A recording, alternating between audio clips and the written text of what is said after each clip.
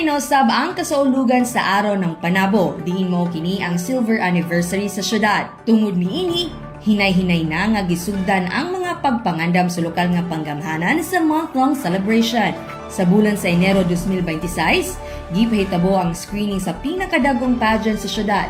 Mao ang Binibining Panabo, Super Serena Queen of Panabo, ug ang pagbalik sa Ginoong Panabo 2026. Iyahay ug pasiklab ang mga aspiring candidates sa ilang mga karisma, confidence, apil na niini ang pagrampa ug pagtubag sa mga pangutana gikan sa mga horado.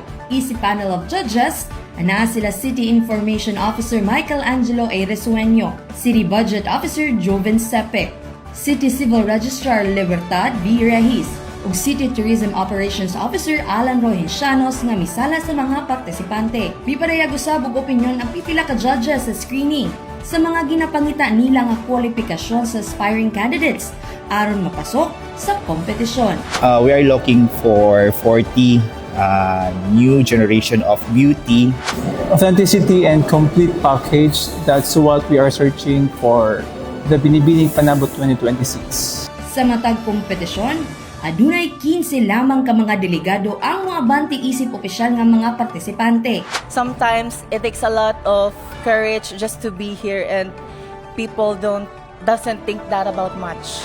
First of all, I'm really grateful na itagaan og platform ang mga Ginoo diri sa Panabo, because it is really important nga patagaan po na magiyahan po sila og platform to expand and use this platform to showcase ang essence sa Ginoong Panabo. Ako dyan is na-prepare ko mentally and physically para masikir na ko ng spot. My purpose is to showcase that Panabo is beautiful and the people of it, and our golden roots is just as important. It feels like the crown is calling me, so that's why I joined Binibining Panabo this year. You know, I think it's not too late for me to reach that dream.